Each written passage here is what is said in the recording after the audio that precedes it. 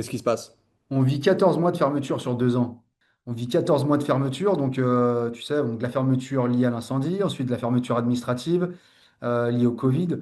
Euh, à chaque fois, on trouve des solutions. À chaque fois, on s'appuie sur les individus présents en place, notre staff, toujours dévoués, prêts à faire du mieux qu'ils peuvent pour nous aider à relever la tête. Euh, je te donne un exemple, tu vois, pendant le Covid, on ne peut plus exploiter à l'intérieur. Alors peut-être que vous ne le savez pas, mais nous, dans notre salle, on a toujours tout aménagé sur les aménagements durs, notamment les rigs, on les a toujours fait maison. On n'a jamais eu un rig en acier, on a toujours fait des rigs en bois, maison, qui s'installaient dans le décor de la façon dont on le voulait, tu vois.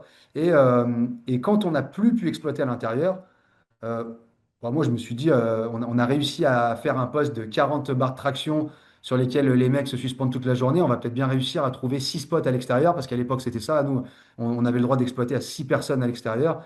Pendant le Covid, la période où on ne pouvait pas exploiter à l'intérieur, mais on pouvait coacher en small group à l'extérieur. Et on a créé des structures autonomes. Donc pareil, on s'est appuyé sur le staff en place. On a ramené les outils, on a acheté du bois, on a coupé du bois, on a vissé du bois, on a fabriqué des structures de traction autonome. On les sortait le matin, on les rentrait le soir. Et ça ressemblait un peu à ce qu'on avait vécu un an avant avec l'incendie où on sortait les barres d'haltéron, on les rentrait.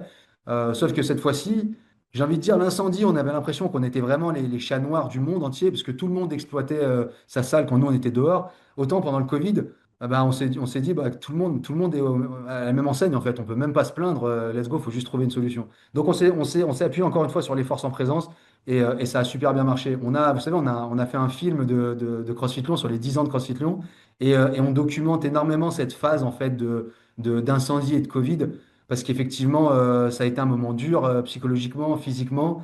Et on a beaucoup d'images notamment de ces structures qu'on fabrique avec les coachs, où les coachs, ils n'avaient jamais tenu une perceuse dans leurs mains pour certains, hein.